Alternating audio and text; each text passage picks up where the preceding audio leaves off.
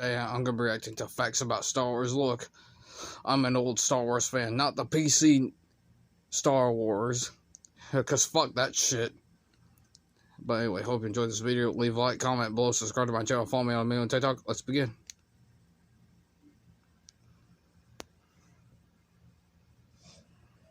Wow. Yeah, we got a little holiday spirit going with these new Dunkin' signature lattes. Your turn. No, man, my job is to keep this cool. Try Dunkin's new holiday eggnog signature latte. The holidays run on Dunkin'. Jedi, Sith, and everybody in between, welcome to this edition of 101 Facts. I'm Sam, and I'm here to talk to you today about the cultural zeitgeist that destroys all others in its path, like a hot Death Star super laser through Ewok. This is Star Trek 101. No? Wait, Star sorry, Wars. This is Star Wars 101. Number 1. Star Wars is a 6-movie, 2-trilogy space opera film series from the brain of the impressively bearded writer-director George Lucas. Number 2. Lucas was credited as a screenwriter on all the films except for The Empire Strikes Back. He also directed all the movies except for The Return of the Jedi and, again, The Empire Strikes Back. When asked which of the Star Wars movies is the worst, Lucas answered with, you guessed it, The Empire Strikes Back. He really hates Empire Striking Back, doesn't he? Number 3. Star Wars was apparently inspired by Flash Gordon.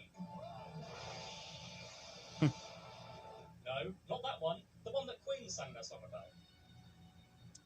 Number 4. In 2012, Gordon's alive. including box office takings, DVDs, and video It still games, continues to make Star Wars money, or whatever's keeping Star Wars alive these days, since they're owned by, you guessed it, Disney. Disney company seemingly caught a bargain and bought Lucasfilm for just $4.05 billion. Should have never sold out, guys.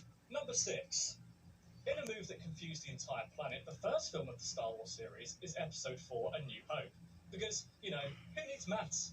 Number 7.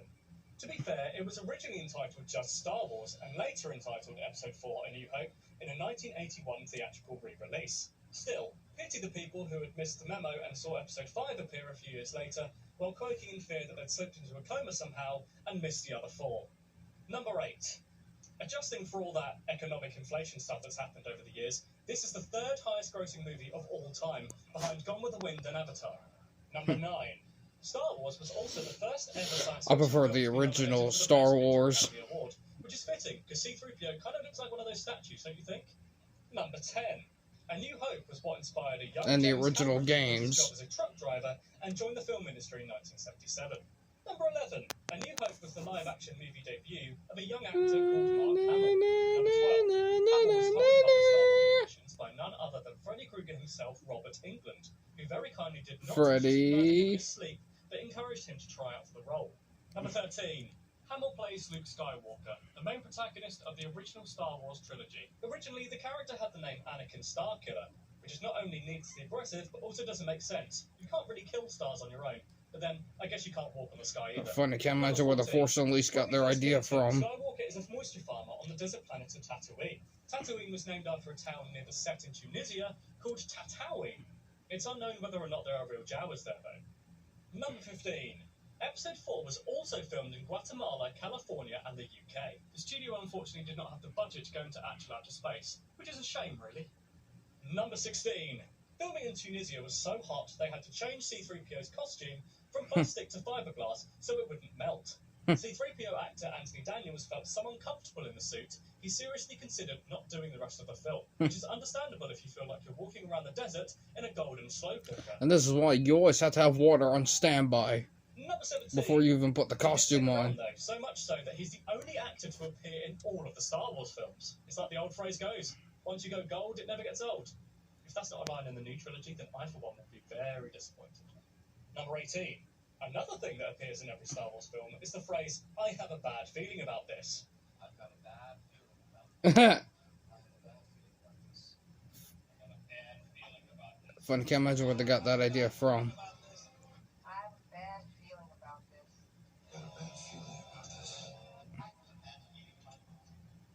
Hang on, one of those was wrong. Number 19. C-3PO is not the only droid with a man inside him. Stop laughing about that. Everybody's favourite bleeping dustbin R2-D2 is inhabited by English actor and stand-up comedian Kenny Baker. Number 20. Apparently, when the cast and crew broke for lunch, they would quite often forget that Baker was inside the R2-D2 suit and leave without him, which is an image as tragic as it is funny. Number 21. Artie's famous bleeps and bloops were actually made by sound designer Ben Burt, mixing keyboard synthesizer sounds with himself imitating the noises a baby makes when it's trying to speak. If your baby does make R2-D2 noises, please seek medical attention. Number 22. Have you ever thought that a lightsaber sounds particularly like an old projector and television static combined? Zoom. Because that's exactly how the noise was made, so well done you. Number 23. Speaking of noises, Chewbacca's famous growls aren't recorded Godspeed, sounds of somebody Chewie. stepping on a plug. The actor that played him, he They're died. actually manipulated passed away. Animal noises. Ben Burt collected the sounds of bears, walruses, lions, and badgers and combined them into the Wookiee talk we all know and love.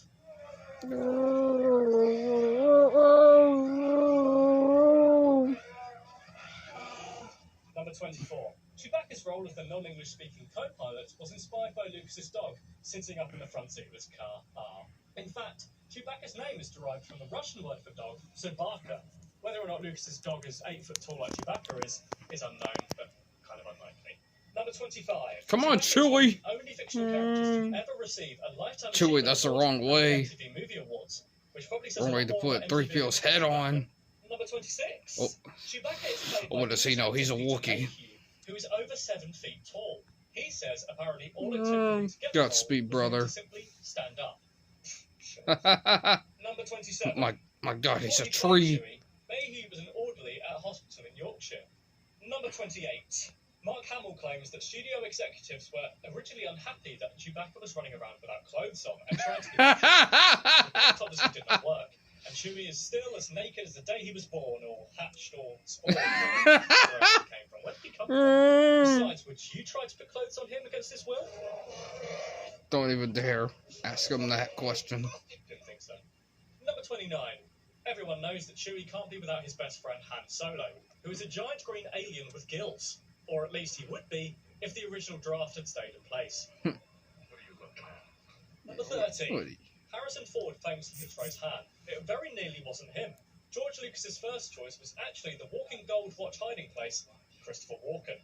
I hid this uncomfortable looking metal up my ass 2 years. Other actors on the Solo list included Jack Nicholson, Sylvester Stallone, and Burt Reynolds. Stallone could have been the Number perfect 31. Harrison one. Ford did a lot of improv as Solo across the trilogy, not learning his lines for the intercom scene to make it seem more realistic, and at the director's behest, ad-libbing the now iconic line, I know. Number 32. Han's beloved ship, the Millennium Falcon, was inspired But by the a early Harvey to Panther mid 80s, plate Stallone with was olive oil busy. By that logic, the Death Star was probably inspired by a Malteser, or maybe even a Kinder Egg. Number 33. And The by Death that Star itself is 160 point, he was kilometers just diameter over and had a fucking population of worked. 1.7 million people. That's definitely no moon. That's no moon. Yes, thanks, I just said that. Number 34. It's not exaggerating to say that one of the biggest debates in the history of mankind is whether or not Han Solo shot Greedo first. Originally, Greedo did not shoot at all, but George Lucas then changed this in the 1997 special edition so a small laser blast appeared from Greedo's gun, because he felt without it, Han looked like a cold-blooded killer. Fans were outraged at this, so in Oh my 2004, God. it was re-edited again, so they fire at a similar time. Oh, glad that's sorted now. Number 35. Everybody's favourite member of royalty who looks like her hair has come out of a bakery, Princess Leia, is portrayed by Carrie Fisher. Number 36. She was passed almost away. played by stars such as Sigourney Weaver, Gina Davis, and Sissy Spacek. Number 37. Fisher's breasts were taped down with gaffer tape, as the flowing white costume she wore would unfortunately make her bra look very visible. You're part of the Rebel Alliance and a traitor. Take her away. Interesting to know. Hope you're taking notes there, NASA. Number 38. In the scene in which Luke and Leia swing towards safety, Carrie Fisher and Mark Hamill actually did their own stunts. It's Oh, unknown whether good or not for Harrison Ford them. did his own stunts, but it's probably best he didn't, because, you know. He was the solo occupant of this small plane. The crash occurred around 2:30 p.m. Number 39.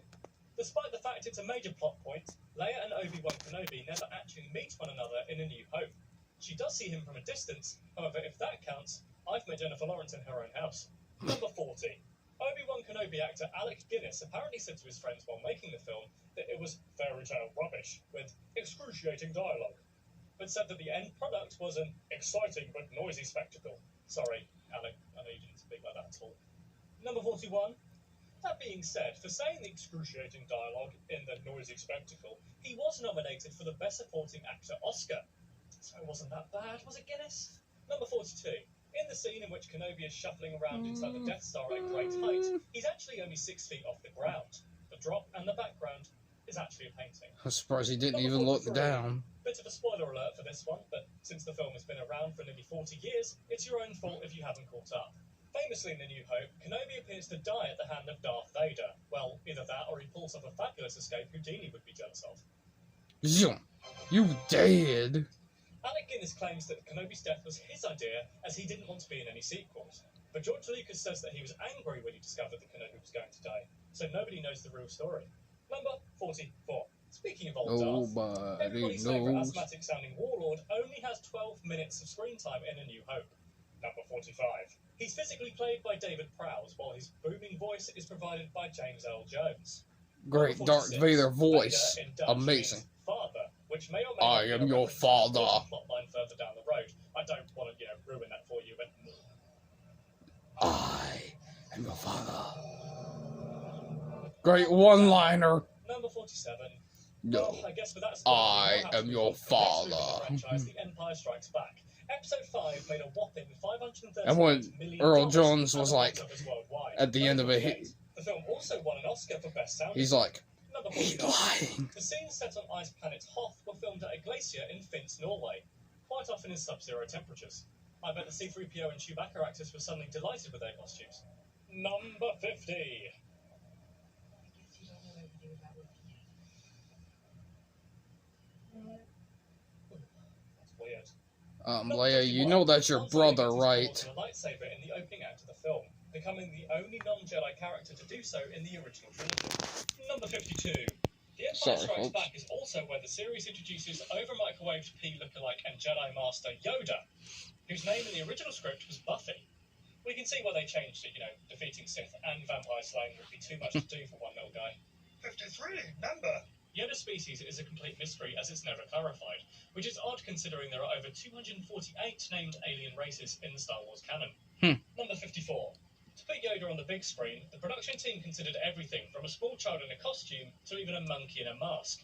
As disappointing as it is that Grandmaster Yoda isn't an ape in disguise, they instead contacted Muppeteer Frank Oz, the voice of Miss Piggy and the Cookie Monster, who helped create Yoda as a puppet and gave him his trademark voice. Number 55. Scientists in 2012 have even bestowed Grandmaster Yoda the ultimate honour and have named an oceanic worm after him. It's called the Yoda Purpurata, so called because its shape reminded them of Yoda's floppy little ears. Number 56. The AT-AT Walker and Tauntaun scenes were filmed using stop-motion animation techniques, taking an hour per on-screen second, or, in other words, bloody ages. One of those guys was Phil Tippett, who then went on to be a dinosaur supervisor for the Jurassic Park series. If only he had his head in the game then. People died, Phil. People died. Number 57. The noise the Tauntauns make is actually a recording of an Asian sea otter called Moda. Number 58. The film went over budget by more than $10 million. That otter was a bit of a diva. Number 59. Harrison Ford and Carrie Fisher had such a height difference that Fisher had to stand on a box quite a lot of the time, just to appear in frame with him in the more intimate scenes. Thank goodness Yoda and Chewie never got close, or they'd need a crane. Number 60. For the famous "No, I Don't am tell the your hipster father" meteor line, the director that. only told Mark Hamill that this was the true line. At the time of recording the scene, the fake line, "Obi-Wan killed your father," was given instead.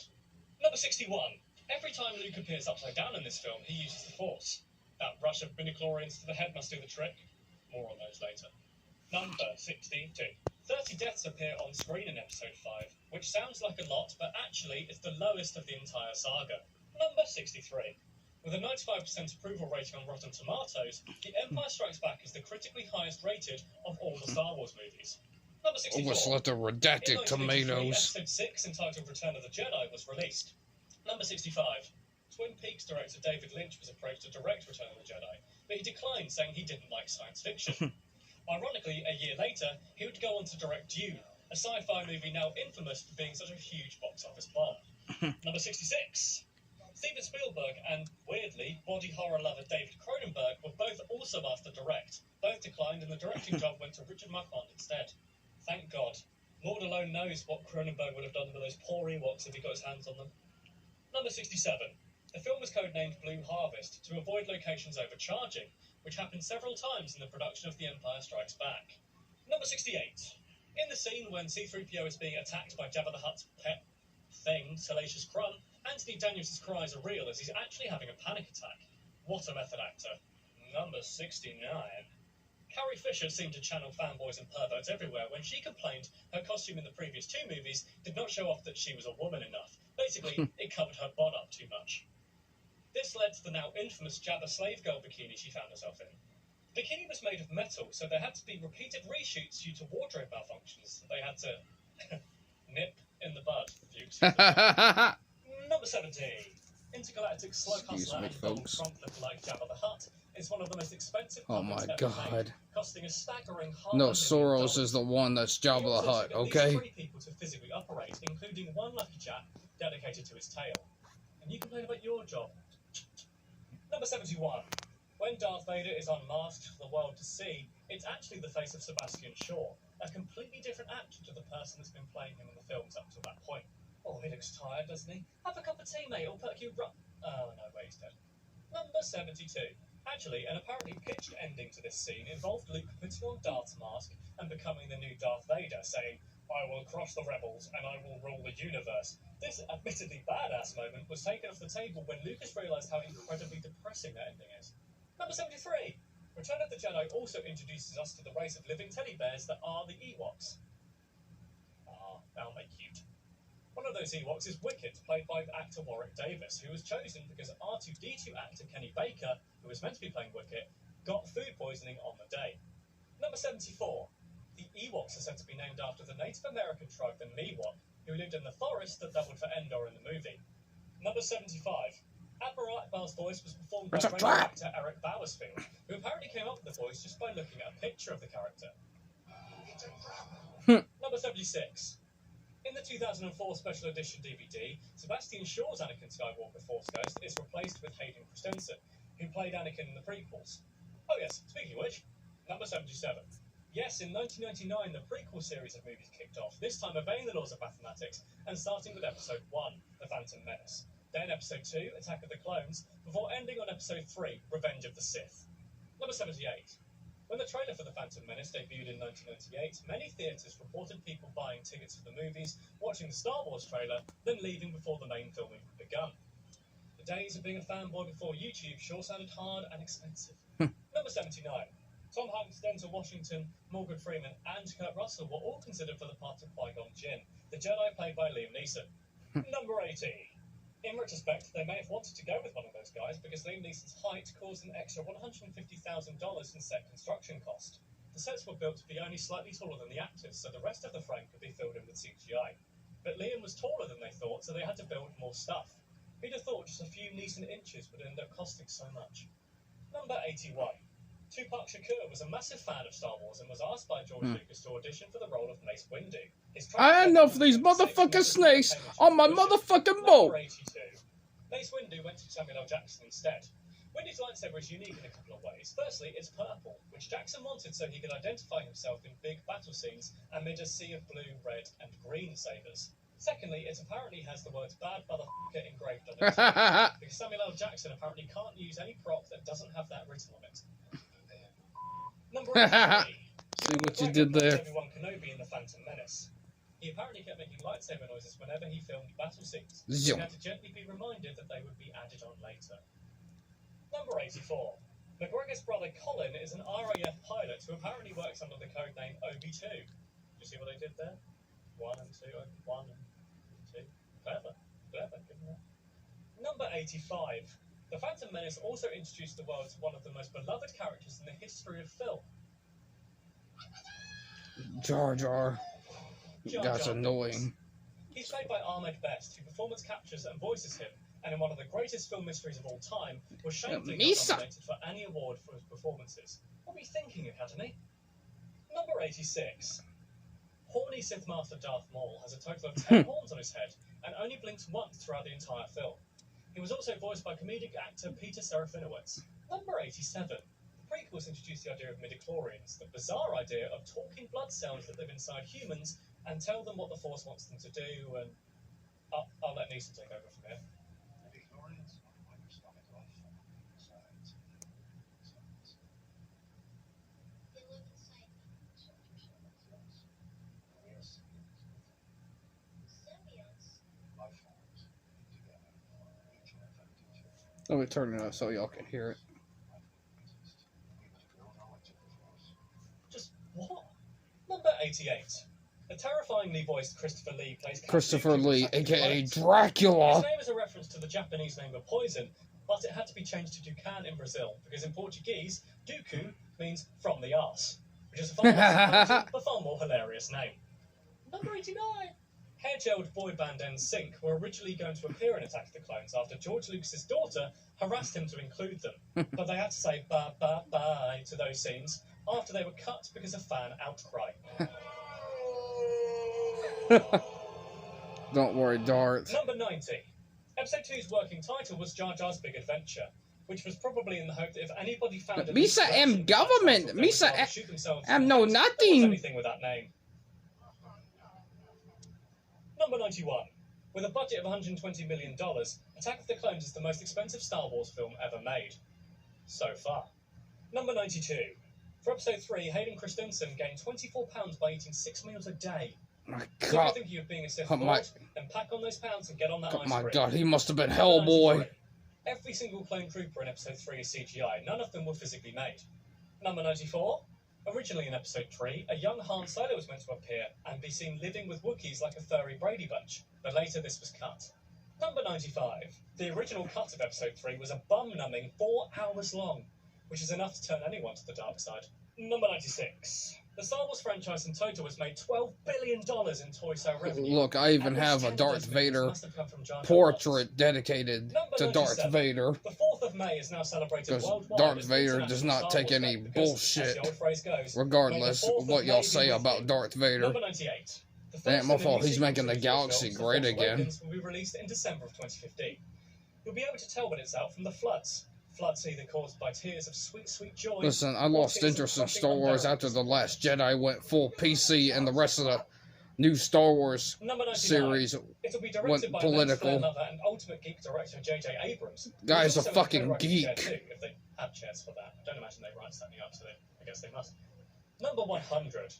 The first trailer for the movie set a new world record for being the most viewed trailer in its first 24 hours at a staggering 30.65 million views in its first day. That's like if everybody in Hawaii watched it 30 times each, which, to be fair, they probably did.